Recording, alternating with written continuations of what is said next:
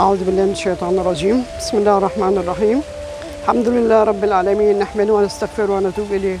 اللهم صل وبارك على رسولنا الكريم. إن شاء الله هنتكلم النهاردة عن معنى كلمة الحشر. الحشر ده قبل البعث، أي قبل ما يخلق الإنسان. فهنجد ربنا سبحانه وتعالى يحشر جميع الخلق للعرض يوم الحساب. الكل هيقف بين يدي الله.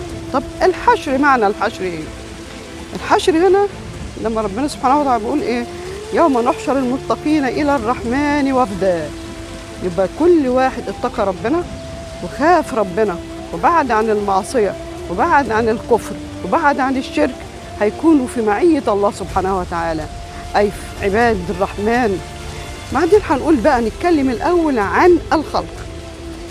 الحشر في الاول كده ابتداء من أول ما ربنا سبحانه وتعالى خلق سيدنا آدم.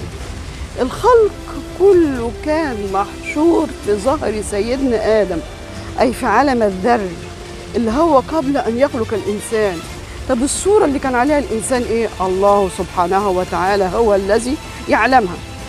طيب برضو في صورة تانية، ربنا سبحانه وتعالى عندما أخذ الميثاق على الخلق بأن يوحدوا الله سبحانه وتعالى كان شكلهم إيه؟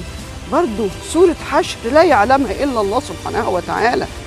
طيب برضو بنقول هنا حشر تاني، الصور الجسمية أو الجسدية اللي الإنسان اتخلق فيها دي صورة إن كل واحد هنا فينا محشور في صورة معينة. مفيش واحد بيختلط على التاني، لا أنا آخد صورتك، لا أنت تاخد صورتي، لا. يبقى إذن الصورة الجسمية كل واحد له صورة في صورة الخلق.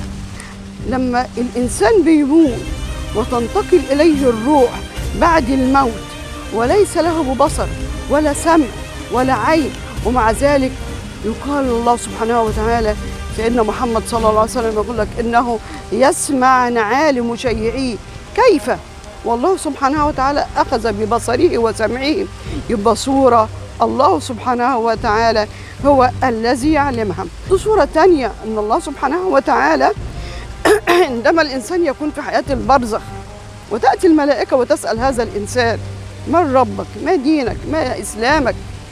كيف تكون هذه الصورة؟ ما هو ميت قدامنا وإحنا حاطين عليه التراب. ولكن صورة البرزخ اللي هي الحياة البرزخية، ربنا قال الحياة ما قالش الموت، لأن البرزخ هي حياة بننتظر فيها الحياة الأخروية. يبقى الحياة الآخرة هي إحنا.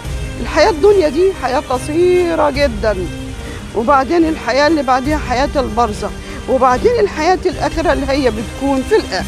الصورة اللي بتسأل فيها الملائكة الروح، كيف تكون هذه الروح؟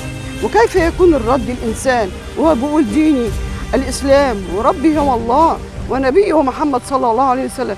كيف تكون هذه الصورة؟ صورة الحشر الله سبحانه وتعالى هو الذي يعلمها. برضو الصورة اللي ربنا سبحانه وتعالى هيبعثنا فيها بعد نفخة البعث. ايه الصورة اللي هنتنفخ فيها، اللي احنا هنطلع بيها او هنخرج بيها من القبور؟ ايه كيف تكون الصورة بعد ما يكون الانسان تحلل وهو بقى رميم؟ يبقى اذا صورة برضو يعلمها الله سبحانه وتعالى. فاذا دخلوا الناس الجنة، طب صورة برضو دي اذا دخلوا الناس الجنة ودعوا إلى رؤية الله سبحانه وتعالى. كيف يكون رؤية ربنا سبحانه وتعالى؟ وهو ربنا ادانا في الدنيا إن ربنا لما سيدنا موسى عليه السلام قال: يا ربي أرني، عايز أشوفك يا رب. قال: لن تراني، أي لن تراني في الدنيا. يبقى إذن لو أنت نظرت إلى الجبل يندك وخر متصاعقا. يبقى إحنا في الجنة هل هنكون على صورة إن إحنا نقدر إن إحنا ننظر إلى الله سبحانه وتعالى؟ أيوة، صورة حشر من عند الله، علشان الصورة اللي احنا نقدر نشوف بيها ربنا. مش أي حد يقدر يشوف ربنا. يبقى دي صورة ربنا سبحانه وتعالى يحشرنا فيها بالجنة لرؤية الله سبحانه وتعالى. طيب برضو الصورة اللي احنا ندخل بها الجنة صور كثيرة وصور مختلفة، اللي هي الإنسان هيبعث على طول سيدنا آدم، وهيبعث على هيئة الجمال سيدنا يوسف، وعلى أخلاق سيدنا محمد وجمال سيدنا محمد. يبقى صور مختلفة في البعث. يبقى بعد الإنسان لما يكون في الجنة هيكون له صورة أخرى. حتى الإنسان في النار برضه هيكون له صورة برضو في الحشر صورة أخرى. يبقى إذن هنحشر في صورة لا تصلح إلا رؤية الله سبحانه وتعالى. برضو بنقول كده الإنسان الجنة دي فيها إيه؟ فيها سوق اسمها سوق الجنة. عندما الإنسان بيدخل فيها بيحشر في صور جميلة، صور مختلفة. طب إيه الصور دي؟ صور بتلاقي كل ما تلاقي صورة أجمل بتخش فيها، كل ما تلاقي صورة أجمل تخش فيها، وعندما تخرج إلى القصر بتاعك بترجع إلى صورتك. يبقى إذن إحنا حياتنا كلها من يوم أن بعثنا إلى أن إحنا يعني مع ربنا سبحانه وتعالى، أو ربنا سبحانه وتعالى هيسألنا، كلها صور بعث كلها مختلفة. طب ما هو برضه يعني هقول لك حاجة، يعني صورة حشر تاني أهو. ما أنت الإنسان أول ما بيتولد، الإنسان قبل ما بيتولد كان فين؟ كان محشور في قرار مكين، أي في رحم الأم. طب وبعدين لما بيخرج من القبر، بيخرج من الرحم، بيتحشر فين؟ بيتحشر في المهد. طب بعدين بيتحشر في المدرسة، بعدين بيتحشر في الشغل، بيتحشر في إيه؟ بيتحشر في التعليم. مش ده كل دي صور محشورة؟ طب الإنسان بعد كده بيتحشر فين؟ بيتحشر في الزوجية. في راجل بيقدر يخرج من الحشر بتاع الزوجية؟ لا، ما فيش. في حد إذا لو خرج من الزوجية مش هيقدر يخرج منها. يبقى دي برضه صور من صور الحشر. يبقى إذن هنا الله سبحانه وتعالى بيحشر حتى الدواب يوم القيامة، تحشر هذه الدواب، وبعدين إيه؟ كونوا ترابا. وفي برضه إن الله سبحانه وتعالى يسألنا يوم القيامة مما فعلنا في الدنيا. يبقى إذن إحنا يجب أن نتعلم أن صور الحشر دي من أول البداية إلى النهاية صور كلنا محشورين فيها.